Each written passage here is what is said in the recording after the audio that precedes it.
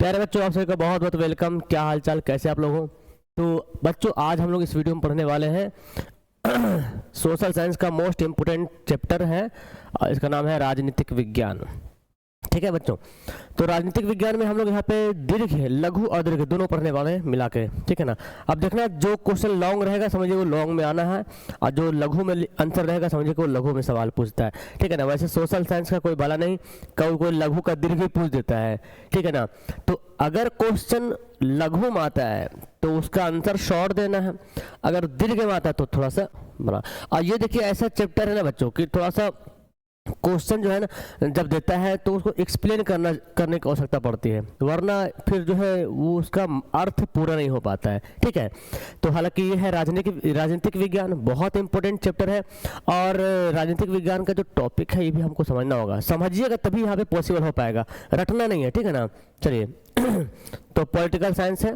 देखिए क्वेश्चन देखिए कितना लंबा है, ठीक है, कितना बड़ा आंसर इसका है, तो आपको लग रहा होगा, लेकिन देखिए यहाँ पे समझते हैं। भारत में किस तरह की जातिगत असमानताएं हैं, स्पष्ट करें। इससे 5 नंबर में पूछा लगता है, जातिगत असमानताएं किस तरह। देखिए ये सोशल साइंस का राजनीतिक विज्ञान है। अब इसको समझना मांगता है, जब तक समझिएगा नहीं आप इसको लिख नहीं पाइएगा। सोचिएगा रट ले, बड़ी मुश्किल है भाई रटना, इतना कुछ पढ़ रहे हैं, इतना रटिएगा बड़ी मुश्किल है। तो समझिए ध्यान से, भारत में किस तरह जातिगत असमानता है। हमारे देश में देखते हैं ना जातिगत, खान पठान, ये तो खैर मुस्लिम में कम है, हिंदू समाज में बहुत ज़्यादा होता है। ये क्या बोलते हैं, ब्राह्मण है तो चमार है, यादव है, लाला है, समझ रहे हैं, अलग अलग कास्ट, भूमिहार है। ठीक है।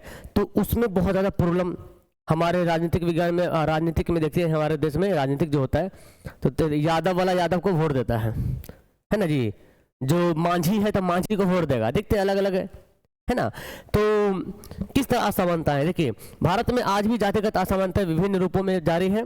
ग्रामीण क्षेत्र में ऊंची और नीची जातियों के बीच सामाजिक दूरी बनी हुई है। ग्रामीण क्षेत्र में ऊंची जाति नीचे जाति अभी भी बना हुआ है। जो ब्राह्मण है वो ऊंचा जात का है, और जो नीचे जात का है, चमार है, डोम है, उसको कोई पूछ नहीं रहा है। ठीक है ना।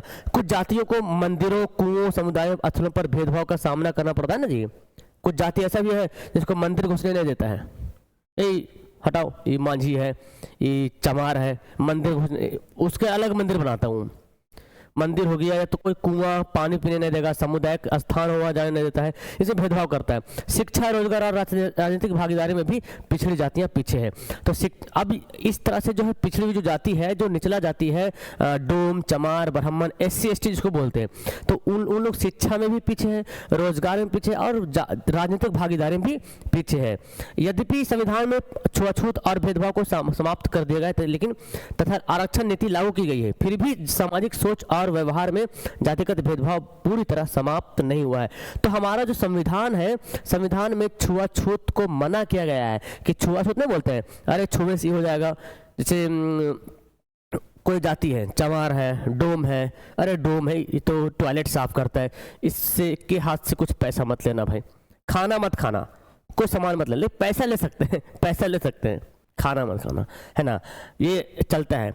तो छुआछूत भेदभाव को हमारे संविधान में मना किया गया, समाप्त किया गया। लेकिन जो है समाज का थॉट ऐसा बना हुआ, सोच ऐसा बना हुआ है कि अभी भी ये जो है भेदभाव होता है।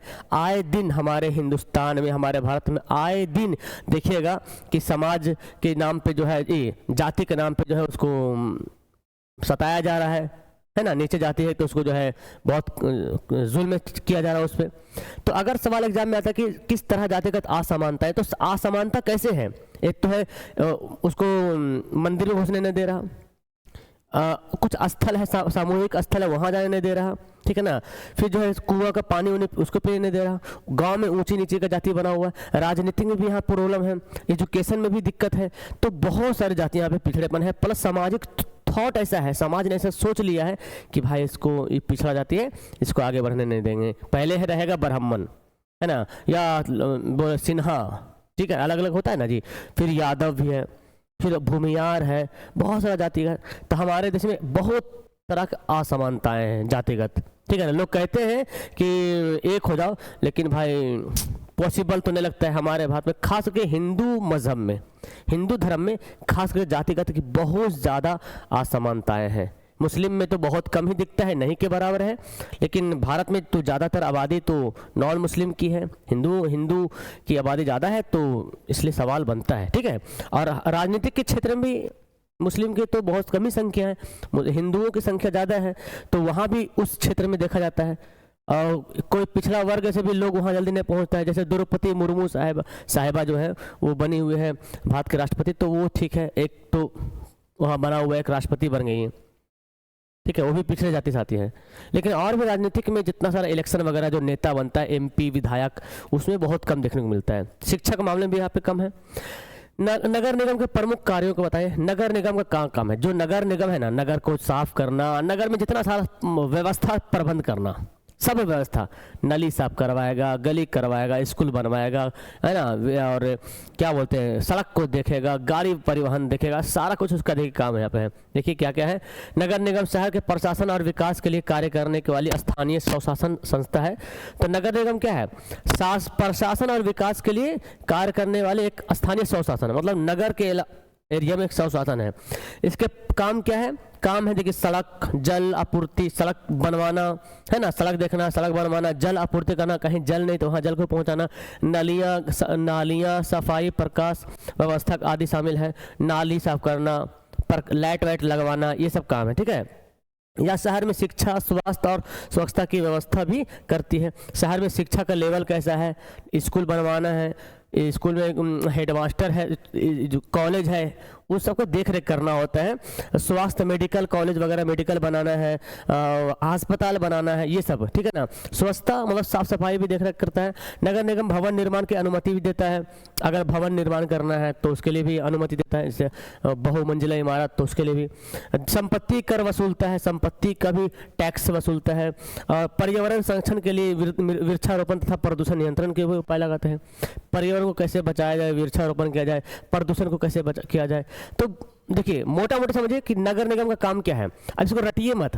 नगर निगम का काम है भाई शहर को साफ सफाई करना, बिजली का प्रबंध करवाना, शौचालय बनवाना, स्कूल की स्थापना करवाना, समझ रहा, प्रकाश लाइट के इंतजाम करवाना, फिर जो है कोई अगर अतिथि आ गया तो उसको भी सम्मान करना। नगर निगम महापौर होता है, नगर निगम का मुख्य महापौर होता है, मुख्य मेन आदमी।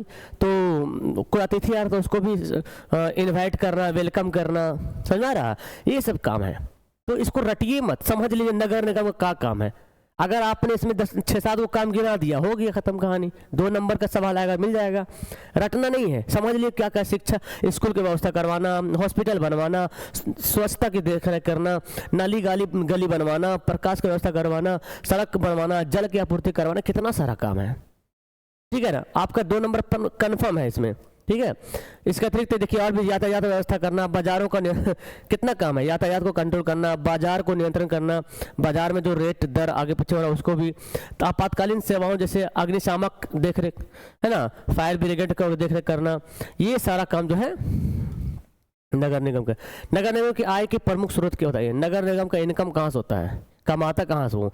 तो देखिए यहाँ पे 3 कितना है, देखिए 5 पॉइंट दिया हुआ है, तो 5 नंबर में आएगा तो लिख दीजिएगा। अगर आएगा 2 नंबर में तो हल्का फल्का लाइन लिखना है। देखिए टैक्स, पहले इसका इनकम टैक्स होता है। नगर निगम संपत्ति कर लेता है, जल कर, भवन निर्माण टैक्स, विज्ञापन टैक्स, एडवर्टाइजमेंट करवाते हैं ना, उसको बोलते हैं विज्ञापन, एडवर्टाइजमेंट करवा रहा है उसका टैक्स, व्यापार आदि का जो टैक्स वगैरह नगर निगम को जाता है।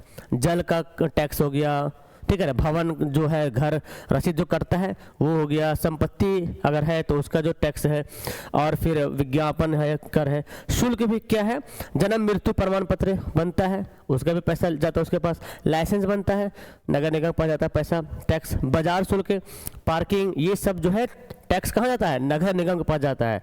ठीक है बच्चों। अनुदान, अनुदान क्या है, देखिए नीचे छुप रहा आपका, ये सब ऐसे आ गया। अरे यार ये सब काहे को लगा दिया, सब समझते हैं जब हम लोग। देखिए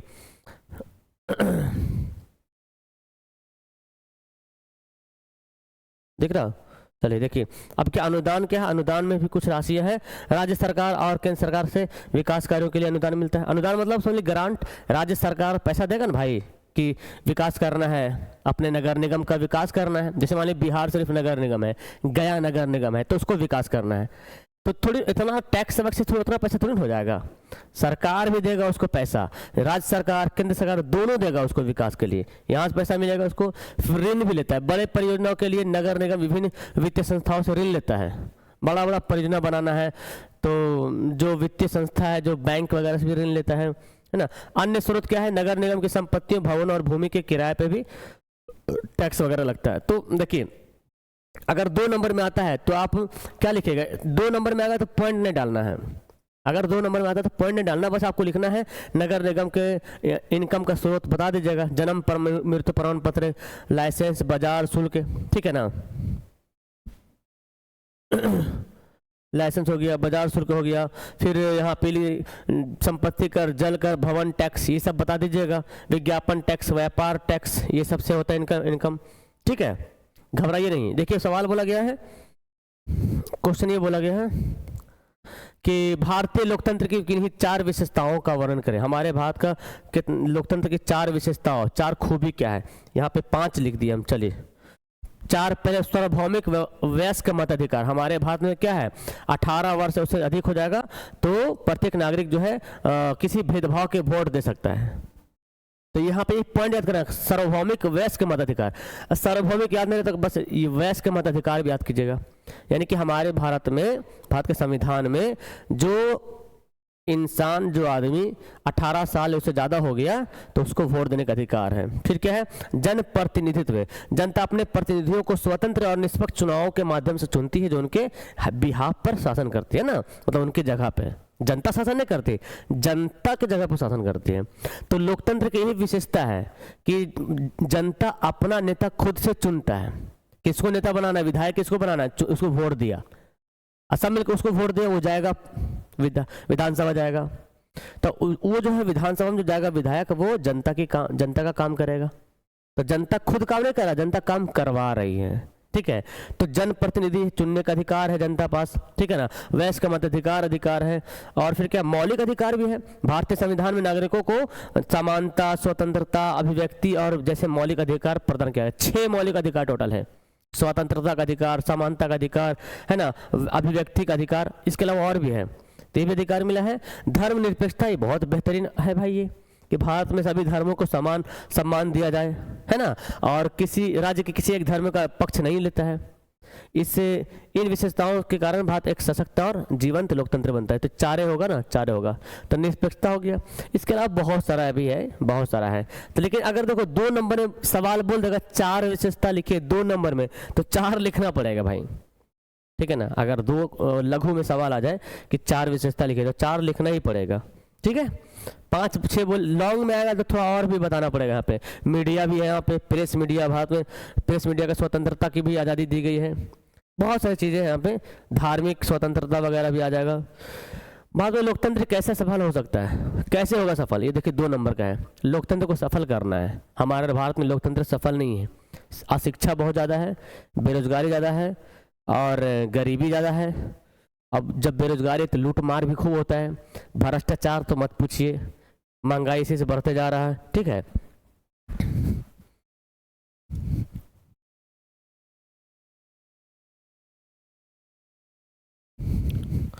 तो ये पढ़ते, भारत में लोकतंत्र तभी सफल हो सकता है जब नागरिक अपने अधिकारों और कर्तव्यों के प्रति जागरूक होगा।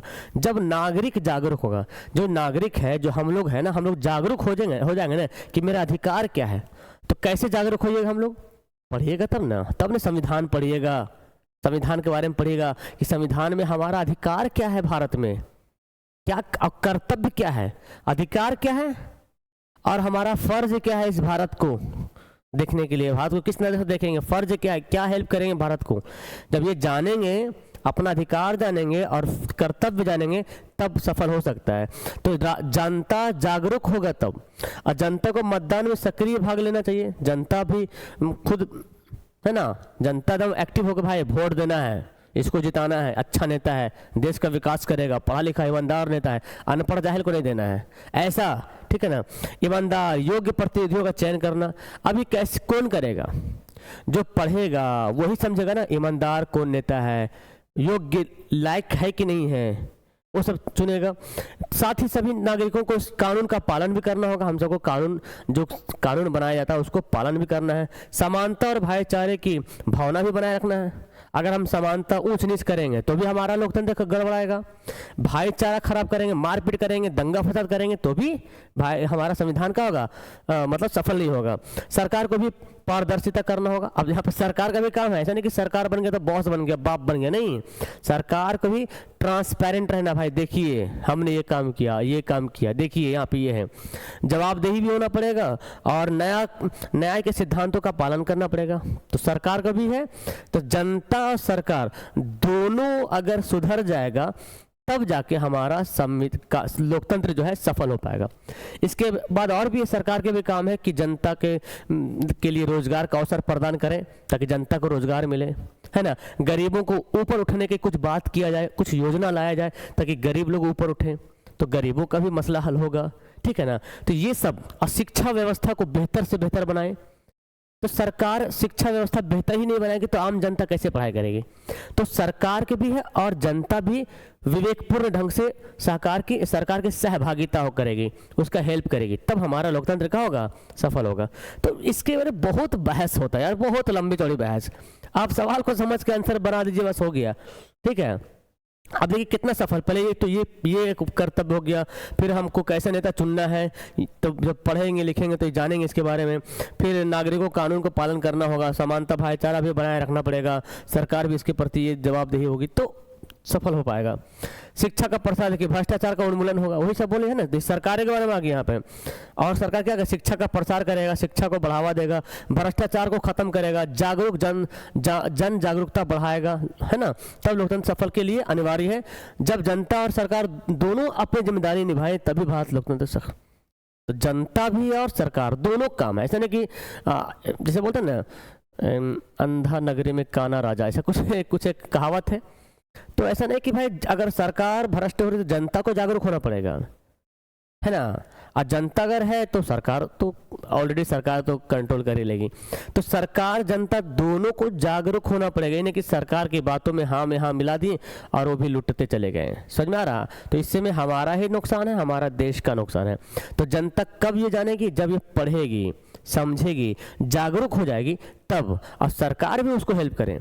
तो कोई भी देश सफल कब होगा, सरकार और जनता दोनों से। केवल जनता सही हो, सरकार सही ना तो भी देश सफल नहीं होगा। अगर सरकार अच्छा हो, जनता सही नहीं हो तो भी सफल नहीं हो पाएगा, ठीक है। दोनों बातें, क्योंकि रोटियां दोनों हाथ से बनती है। लोकतंत्र की सफलता के लिए कौन से आवश्यक शर्तें हैं, तो देखिए लोकतंत्र वही क्वेश्चन है, खाली बस बता दिया शर्त क्या है। शिक्षा, अब बताना कि शिक्षा, बहुत शिक्षित हमें नागरिकों को शिक्षित होना अति आवश्यक है ताकि वे सही निर्णय ले सके, अपने अधिकारों कर्तव्यों को समझ सके। तो नागरिक को शिक्षा लेने का, है ना, अति आवश्यक है। शिक्षा नागरिकों को लेना एकदम जरूरी है ताकि उसका क्या फर्ज है, क्या कर्तव्य है, क्या अधिकार समझ सके। दूसरा समानता, समाज में सभी को समान अधिकार और अवसर मिलना चाहिए, चाहे वह धर्म, जाति या लिंग कोई भी हो। ये भी है, समानता में ये भी आता है कि हमारे समाज में समानता का एक लहर हो, चाहे धर्म के नाम पे हो सबको समान अधिकार मिले, चाहे जाति के नाम पे या लिंग के नाम पे हो, ठीक है।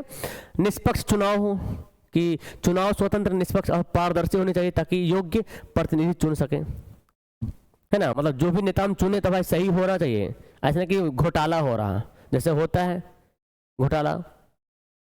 तो चुनाव जब होता है तो उसके प्रति जो है स्वतंत्र होना चाहिए, निष्पक्ष, किसी की तरफ पक्ष नहीं। जो हमारा सूचना आयोग है, क्या बोलते हैं, इलेक्शन कमीशन है, उसको निष्पक्ष होना चाहिए। लेकिन भारत में ऐसा नहीं दिखता है, कहीं कहीं बहुत सारी गड़बड़ी है, तो उसको निष्पक्ष होना चाहिए। निष्पक्ष होगा, पारदर्शिता, देखिए भाई इतना वोट हमारे पास आया है, इतना वोट जमा, पहले तो था अभी तो घटा दिया। जो कैमरा होता है, सीसीटीवी कैमरा होता है, उसको 1 साल रखने का अनुमति था, ठीक है। अब कुछ 4 महीना 3 महीने कर दिया, काहे कर दिया भाई पता नहीं है, ठीक है ना। बहुत सारी बातें हैं, तो उधर बहस करेंगे तो बहुत लंबी बहस हो जाएगी, लेकिन हमको यहाँ पे सवाल को देखना है। तो भारत लोकतंत्र सफल कब होगा, जब निष्पक्ष चुनाव होगा, तब चुनाव निष्पक्ष होगा, मतलब बिना पक्ष लिए सबको बराबर तरीके से देखना पड़ेगा और पारदर्शी होना चाहिए। भाई हाँ देखिए इतना वोट इसका, इतना वोट, पूरा अच्छे तरीके, यानी कि घोटाला हो रहा है। और फिर क्या है, कानून का शासन, सभी नागरिकों और शासकों को कानून का अधिकार अधीन रहना होगा, ये भी है। कि जो भी कानून बनेगा नागरिक उसी के अंदर काम करेगा रहेगा। जागरूक नागरिक भी जरूरी है। मीडिया भी आप लिखते हैं, प्रेस और मीडिया, इसकी भी स्वतंत्रता आवश्यकता है। ठीक है। लोकतंत्र किस प्रकार आर्थिक समृद्धि और विकास में सहायक होती है? तो 5, देखो ये मेरे ख्याल से ये कितना नंबर में आएगा, 5 नंबर में आएगा, तो 5 पॉइंट बन जाएगा। ठीक है ना। लोकतंत्र किस प्रकार आर्थिक समृद्धि एवं विकास में सहायक होती है? देखिए किस प्रकार है। तो एक जनहितकारी नीतियां। लोकतंत्र किस प्रकार आर्थिक समृद्धि और विकास में सहायक होती है? लोकतंत्र जो है, सवाल समझिए, लोकतंत्र किस तरह से आर्थिक समृद्धि और विकास में सहायक होता है? जहां राजतंत्र है वहां का विकास नहीं हो रहा है, तो लोकतंत्र में विकास क्यों होता है? लोकतंत्र में किस प्रकार आर्थिक में वृद्धि होता है और विकास होता है, ये बताना है। तो बोला गया जनहित नीतियां। लोकतंत्र सरकार जनता की आवश्यकताओं को ध्यान में रखकर योजना बनाती है जिससे समाज के सभी वर्गों का विकास होता है। तो एक तो है जनहितकारी नीतियां। जनहितकारी नीतियां मतलब हुआ जनता के लिए नीति बनाना, रूल नियम बनाना। तो सरकार जो है, लोकतांत्रिक सरकार में सरकार जो है जनता की आवश्यकताओं को देखते हुए रूल नियम बनाते हैं, योजनाएं बनाते हैं, ताकि उस योजना का हर कोई फायदा उठा सके, उसके लिए, है ना, ताकि उसका विकास हो सके। समान अवसर। लोकतंत्र में सभी नागरिकों को शिक्षा, रोजगार, व्यापार के समान अवसर मिले, है ना, तो मिलते भी हैं, जिससे आर्थिक क्या होता है, प्रगति होती है। तो लोकतंत्र में समान अधिकार मिलता है ना, रोजगार हो या शिक्षा हो या व्यापार हो, कोई धर्म या जाति या लिंग के आधार पर भेदभाव नहीं होता है। तो इससे क्या होता है, आर्थिक में वृद्धि होती है, हर कोई कमाएगा, हर कोई पढ़ाएगा, है ना जी। जवाबदेही और पारदर्शिता भी होना चाहिए। सरकार जनता के प्रति उत्तरदायी होती है और जिससे भ्रष्टाचार कम होता है और संसाधन का सही उपयोग होता है। अब देखिए, मान लीजिए कि कहाँ, जहाँ राजतंत्र है तो कौन हिसाब किताब लेने के लिए जाएगा? जो राजतंत्र है उससे कोई मांगेगा जाके, हाँ हिसाब दीजिए कितना खर्च हुआ, कितना नहीं खर्च हुआ। हम जो है लोकतंत्र से हिसाब मांगते हैं ना जी। क्यों लोकतंत्र में है हम लोग, इसलिए हिसाब मांगते हैं कि सरकार हिसाब दे हमको कि कितना इलेक्शन में कितना खर्च हुआ, कितना कहाँ खर्च हुआ, कितना योजना में कितना पैसा खर्च हुआ, हिसाब किताब दे। तो ये लोकतंत्र में ये पॉसिबल है कि सरकार जनता के प्रति उत्तरदायी होती है, सरकार की जिम्मेदारी होती है, सरकार जिम्मेदार होती है कि जनता हमसे सवाल करेगी, है ना, और जिससे भ्रष्टाचार कम होगा, संसाधनों का भी सही उपयोग होगा। स्थिर शासन व्यवस्था। लोकतंत्र में कानून और व्यवस्था स्थिर होती रहती है जिससे निवेश और उद्योग को प्रोत्साहन मिलता है। तो लोकतंत्र में कानून और व्यवस्था, एक बार कानून बन गया तो चलते रहेगा वो। अब राजतंत्र में क्या है, आज कानून बनाया कुछ, कल कानून कुछ और बना दिया। लोकतंत्र में कानून बना तो चलेगा, वो कानून कई साल तक चलेगा, स्थिर है व्यवस्था है। इससे क्या होता है, निवेश और उद्योग का भी प्रोत्साहन मिलता रहता है ना। समझा? जैसे मानिए कि सपोज डेट मानिए कि एक कानून बना दिया कि जो भी शैम्पू है और जो भी है वो जो सामान है उस पर टैक्स जो है 5% कर दिया। ठीक है, 5% टैक्स, इतना ग्राम का 5% टैक्स। अब 5 तो उसमें उसके अंदर जो सामान भरेगा, अगर माने शैम्पू है तो शैम्पू में जितना भराएगा, तो शैम्पू जो बनता है उसका एक स्लॉट बनता है ना, उतने स्लॉट का उतना फिक्स डलाएगा, जो 5% टैक्स लगेगा तो जुड़ के उतना अमाउंट बढ़ेगा। अगर बोलेगा टैक्स बढ़ा दिया तो फिर टैक्स बढ़ा देगा, तो फिर उसको घटाना पड़ेगा, सामान को तो घटाना, जनता को चाहिए उतना ही, उतने बड़ा चाहिए डिब्बा। अब वो कुछ और नियम लगाएगा तो स्लॉट छोटा बड़ा करेगा, तो ऐसे उद्योग में क्या होगा, गड़बड़ी होगा। कभी छोटा तो आसान थोड़ी ना है कि एक जब भी बनता है, कोई चीज़ बनता है, बोतल कुछ भी बनता है, एक उसका स्लॉट होता है, उसी साइज का बनते रहता है हमेशा। ठीक है ना। तो ये हो गया। इस प्रकार लोकतंत्र एक व्यवस्था वातावरण बनाता है, आर्थिक विकास और समृद्धि में बढ़ावा देता है। परिवारवाद और जातिवाद बिहार में किस तरह लोकतंत्र को प्रभावित करता है? मत पूछिए बिहार में यार, बिहार में परिवारवाद और जातिवाद बिहार में लोकतंत्र को कई तरह से प्रभावित करते हैं। परिवारवाद के कारण राजनीतिक कुछ परिवारों तक सीमित रह जाती है ना, जैसे हमारे बिहार में लालू यादव वाला जाति है जो परिवार तक ही रह जाती है, और जिससे योग्य और ईमानदार लोगों को अवसर नहीं मिल पाता है। अब परिवार में क्या है, जैसे लालू यादव बना मुख्यमंत्री, उसका फिर बीवी बनी मुख्यमंत्री, फिर उसका बेटा बनेगा तेजस्वी यादव, है ना। तो मतलब कहने वाला उसका खानदान ही बन रहा है, और वो चाहे ईमानदार हो बेईमान कोई भी हो, हम नहीं बोल रहे, लेकिन बोल रहा कि परिवारवाद में क्या होता है ना कि परिवार के ही आदमी बन जाता है। भाई परिवार के हटके भी कोई ऐसा आदमी जो ईमानदार हो, एकदम योग्य हो, तो उसको मौका नहीं मिल पाता है परिवार के वाद के कारण। अब जो परिवारवाद है तो सोचेगा भाई हम ही बने मुख्यमंत्री, हम ही बने जो भी प्रधानमंत्री, है ना, तो हमारा ही इलेक्शन हो, मेन चेहरा हमारा हो, तो इससे जो है कुछ जो अच्छे ईमानदार होते हैं उसको मौका नहीं मिल पाता है। इससे लोकतंत्र की मूल भावना समान अवसर जनप्रतिनिधित्व में कमजोर पड़ती है। वहीं जातिवाद के कारण लोग उम्मीदवारों की योग्यता व नीतियों की जगह उसकी जाति देखकर वोट देते हैं। तो ये हो गया। अगर परिवारवाद करते हैं तो एक तो योग्य ईमानदार को मौका नहीं मिल पाता है। इससे होता क्या है, मूल की जो लोकतंत्र की मूल भावना है वो भी ढीली पड़ जाएगी। भाई जो ईमानदार रहेगा वो लोकतंत्र को बचाएगा, और जो क्या बोलते हैं योग्य रहेगा तब ना लोकतंत्र को चला पाएगा, कैसे है नहीं है। और उसको समान अवसर देना, जनप्रतिनिधि जनता को क्या, जनता के लिए क्या काम करना है तो ये कौन समझेगा। ईमानदार योग्य होगा, लायक होगा तब ना। अब बेलायक होगा, जिसको पता ही नहीं कैसे रोज करना है राजनीतिक, कैसे नेता बनना, कैसे काम करना, तो वो कैसे चलाएगा समाज। तो ये गड़बड़ होगा। दूसरी बात, हमारे भारत में जो है क्या है, जातिवाद। जातिवाद के कारण हम लोग देखते हैं यादव लोग यादव को वोट दे देगा, जीते चाहे हारे उससे मत चाहिए, नहीं चाहिए, यादव को वोट दो, है ना। मुस्लिम है तो AMIM को वोट दे दो, जीते चाहे हारे। तो ऐसे क्या होता है कि उम्मीदवार की योग्यता नीतियों की जगह उसकी जाति देख कर देते हैं। योग्यता नहीं देखता कि क्या योग्यता है। मान ली कि इस एरिया में इलेक्शन हो रहा और यहाँ पे कोई नेता चुना, अब बहुत बेहतरीन नेता है, लेकिन यहाँ का पूरा आबादी है यादव की, और नेता एकदम बहुत बेहतरीन, लेकिन वो यादव ने मुस्लिम है। अब कोई दूसरा पार्टी का नेता दे दिया वहाँ पे, अब वो एकदम बुड़बक जाहिल है, गंवार है, दबंग टाइप का है, सब लोग उसे वोट दे देगा। तो ये एक गड़बड़ी होता है, ठीक है ना। इससे समाज में विभाजन बढ़ता है और सरकारें जनहित की बजाय जातिगत हितों की प्राथमिकता देने लगती हैं। इससे भी क्या समाज में बंटवारा होता है, और सरकारों जनहित की बजाय जातिगत हितों के भी सरकार भी कुछ करने लगा। भाई हाँ यहाँ पे है तो इसको जात को इस जात के लोग हैं तो इसी को यहाँ खड़ा कराओ। सरकार को भी दिमाग लगाती है कि यहाँ यादव है तो यादव को ही आदमी खड़ा करो भाई, उसी को वोट मिलेगा। मुसलमान है तो मुसलमाने को खड़ा करो, वोट मिलेगा। समझ में आ रहा। इस सरकार भी ऐसे नियम लगाती है। इस प्रकार परिवारवाद और जातिवाद दोनों बिहार के लोकतंत्र की निष्पक्षता, पारदर्शिता और समानता को कमजोर, हमारे बिहार का तो जान ही रहे हालत है ना। चलिए भारतीय लोकतंत्र की चुनौतियों का वर्णन करें। लोकतंत्र के पास कौन सी चुनौती, कौन सा चैलेंज है जो कि ठीक करना उसको। क्या है भाई, भ्रष्टाचार सबसे बड़ा है कि भाई राजनीतिक और प्रशासन में भ्रष्टाचार लोकतंत्र की पारदर्शिता को कमजोर करता है। तो भ्रष्टाचार से क्या होता है, ट्रांसपेरेंट नहीं हो पाता, कितना आया नहीं गया।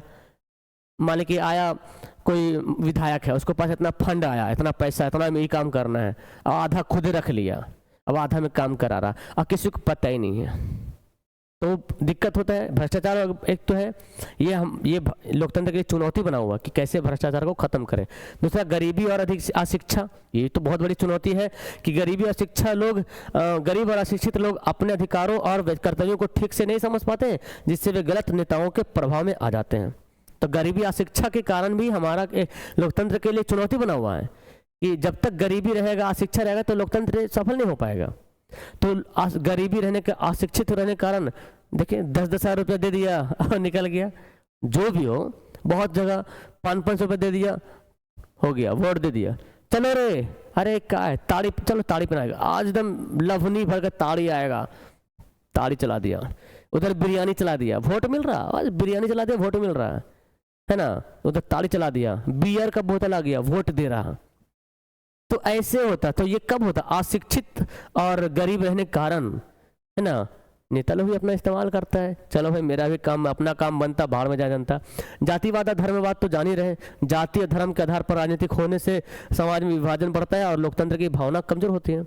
हमारे देश में तो यही हो रहा है, जाति के नाम पे, धर्म के नाम पे। तो ये भी चुनौती बना हुआ है लोकतंत्र के लिए कि जातिवाद कैसे खत्म हो। धर्म के मामला जो होता है, किसी को पैंट खोल के मार दे रहा है, मुसलमान है मार दो, है ना जी। अब बांग्लादेश में हिंदू को मार दिया, वो भी एक प्रॉब्लम हो रहा है। हमारे भारत में मुसलमानों के साथ ऐसे हो रहा है, तो ये एक प्रॉब्लम है, ठीक है ना। तो धर्मवाद भी हो रहा है। असमानता, सामाजिक और आर्थिक असमानताएं नागरिकों के बीच दूरी भी पैदा करती हैं। सामाजिक भी असमानता और आर्थिक भी असमानता, है ना। ये भी जो है क्या कर रहा है, नागरिकों के बीच की दूरी पैदा कर रहा। राजनीतिक हिंसा का धन बल, ये भी है। चुनाव में धन बल और बहुबल का उपयोग लोकतंत्र की निष्पक्षता को नुकसान पहुंचाता है। चुनाव में जिसके पास जितना धन रहेगा, पैसा रहेगा और ताकत रहेगा, वही चुनाव जीत पाता है। है ना, वो नुकसान पहुंचाता है। इस चुनौती को दूर किए बिना भारतीय लोकतंत्र को सशक्त बनाना कठिन है। तो ये सबको ठीक करना पड़ेगा। अगर भारत के संविधान को ठीक करना है, तो भारत के लोकतंत्र को ठीक करना है, तो भ्रष्टाचार को खत्म करना होगा, गरीबी, अशिक्षित शिक्षा को खत्म करना पड़ेगा, जातिवाद और धर्मवाद को खत्म करना पड़ेगा, असमानता को खत्म करना पड़ेगा, राजनीतिक हिंसा और धन बल को खत्म करना पड़ेगा, है ना। ये सारी चीज़ को खत्म करेंगे तभी लोकतंत्र सशक्त बन पाएगा। ठीक है, नेक्स्ट है आतंकवाद लोकतंत्र की चुनौती कैसे है। ये तो लगता है 5 नंबर में आता है जी, लेकिन फिर भी देखिए यहाँ पे है। अगर 2 नंबर में आएगा तो लिखिएगा आतंकवाद हमारे लोकतंत्र की चुनौती बना हुई भी है। एक चुनौती आतंकवाद भी है ना। कहीं पे बम मार दिया तो लोकतंत्र रहा कहाँ, है ना। देखिए हाँ, आतंकवाद लोकतंत्र की चुनौती, एक गंभीर चुनौती है। लोकतंत्र का आधार शांति और स्वतंत्रता और कानून शासन है। तो लोकतंत्र में क्या होता है, शांति शासन करना, कानून से शासन करना, स्वतंत्रता से शासन करना। जबकि आतंकवाद हिंसा और भय के माध्यम से इन मूल्यों को नष्ट करता है। तो आतंकवाद क्या होता है, जबकि आतंकवाद हिंसा और भय के माध्यम से इन मूल्यों को नष्ट करता है। अब आतंकवाद हिंसा फैलाता है, फसाद फैलाता है। अब आतंकवाद कोई भी हो सकता है, कोई आदमी बंदूक उठा के गोली चलाना शुरू कर दे, वो भी आतंकवाद कहलाएगा। आतंकवाद मतलब ऐसा नहीं कि वो पाकिस्तान वाला होगा तो आतंकवाद होगा। आतंकवाद कोई बंदूक उठाया और गोली चलाना शुरू कर दिया, किसी को जबरदस्ती मार दे, वो भी आतंकवादी है भाई। बेकसूर को कोई मार दिया ना, वो भी आतंकवादी है। जालिम समझते ना, वही आतंकवाद है भाई। आतंकवाद कहीं से आता नहीं, पनपता नहीं। आतंकवाद एक थॉट है, एक सोच है, जो कभी न कभी हमारे देश में भी देखने को मिलता है। किसी को कोई मार दिया, खड़े खड़े गोली मार दिया, तो ये आतंकवाद ही तो है। ऐसा नहीं कि आतंकवाद मतलब पाकिस्तानी वाला खाली होगा या कोई और देश वाला, समझ आ रहा। तो आतंकवाद मतलब ये होगा कि भाई आतंकवाद का काम है कि कानून को नष्ट करना, शांति को भंग करना, अहिंसा को फैला देना, हिंसा फैलाना। ठीक है, इसका काम है। और हमारा लोकतंत्र का काम है अहिंसा से रखना, शांति से रहना, अहिंसा से रहना, कानून के शासन में रहना। आतंकवादी संगठन लोगों में डर पैदा करके सरकार की स्थिरता और सामाजिक एकता को कमजोर करते हैं। तो लोगों में डर पैदा करता है और सरकार में स्थिरता क्या होता है, सरकार की स्थिरता और सामाजिक एकता को कमजोर करता है। सरकार भी गिरती है, समाज भी सामाजिक एकता नहीं हो पाती है। समझ में आ रहा। जैसे मान लीजिए कोई सपोर्ट मान लीजिए कि कोई भारत का कोई एक नागरिक किसी को मार दिया, एक धर्म वाला आदमी दूसरे धर्म को मार दिया, तो उस धर्म से नफरत करना शुरू कर देगा। ये हो रहा, ठीक है ना। इससे नागरिकों को मौलिक अधिकार जैसे जीवन, स्वतंत्रता और सुरक्षा खतरे में पड़ जाते हैं। होता है, डर हो गया कि कहीं जाएंगे तो कहीं कुछ ना कर दे, स्वतंत्रता नहीं है, कहीं जो है सुरक्षा नहीं है, ये होता है। और इसके अलावा आतंकवाद के कारण सरकार को कठोर सुरक्षा कदम उठाने पड़ते हैं, जिससे कभी कभी नागरिक स्वतंत्रता सीमित हो जाती है। तो सरकार के लिए कठोर कदम उठाने पड़ते हैं कि कैसे आतंकवाद को कैसे निपटा जाए आतंकवाद से। इस प्रकार आतंकवाद लोकतंत्र की नींव, जनता का शासन, जनता के लिए को सीधे प्रभावित करता है और देश के विकास में बाधा उत्पन्न करता है। तो आतंकवाद क्या कर रहा है, अशांति फैला रहा है, देश को विकास करने से रोक रहा है। हाँ, तो यहाँ पे टोटल 10 क्वेश्चन कंप्लीट हो गए ना, 11 भी है। तो एक क्वेश्चन और है, शिक्षा का अभाव लोकतंत्र के लिए चुनौती क्यों है। शिक्षा का अभाव क्यों है, शिक्षा की कमी होगा तो लोकतंत्र के लिए चुनौती क्यों बना हुआ है। शिक्षा का अभाव लोकतंत्र के लिए एक बड़ी चुनौती, क्योंकि शिक्षित नागरिक ही अपने अधिकारों और कर्तव्यों को समझ कर निर्णय ले सकते हैं। तो शिक्षा का अगर अभाव होगा, शिक्षा की कमी होगी, तो लोकतंत्र के लिए बहुत बड़ी चुनौती है। क्योंकि भाई बोला गया कि शिक्षित नागरिक रहेगा तभी वो अपने कर्तव्य को, अपने अधिकारों को समझ पाएगा, ठीक है ना, और सही निर्णय ले पाएगा किसको चुनाव में, इलेक्शन में वोट देना है, ठीक है ना। और जब लोग अशिक्षित होते हैं, आप बताइए कि जब अशिक्षित होंगे तो वे आसानी से भावनाओं, जाति, धर्म के नाम पर गुमराह किए जा सकते हैं, है ना। नेता लोग आते हैं ना, जाति के नाम पे, धर्म के नाम पे, और भावनाओं से खिलवाड़ करते हैं। अब बेचारा क्या होता है, गुमराह हो जाता है। गाय के बारे में करता है कि गाय हमारी माता है, और जो बोलता है वही बेच रहा है गाय को। समझ आ रहा है जी। पहले सब, अभी तो सबके आंखें भी खोल रहा है, सबको आंख भी खोल रहा है। जो बीजेपी सरकार, मैं तो खुल को बोलता हूँ, बीजेपी सरकार है, वो बोलती है गाय हमारी माता है, गाय को सेवा करो। लेकिन भाई गाय कट कैसे रहा, गाय का गोश्त, मीट बाहर एक्सपोर्ट कैसे हो रहा, और कहाँ से हो रहा ज़्यादा, आपको जान के हैरानी होगी। उत्तर प्रदेश, योगी सरकार है ना वहाँ, तो भाई फैक्ट्री में गाय कट के उसका गोश्त बाहर जा रहा है, समझ आ रहा। तो फिर कैसे ये इमोशनली खेला जा रहा है लोगों के साथ कि गाय बहुत ही है। अगर लोग आपस में झगड़ रहे हैं, ये गाय को मार दिया, ये गाय को पकड़ ले जा रहा। अरे भाई सरकार यहाँ तो ट्रक पे ट्रक जो है भेज रही है, समझ आ रहा।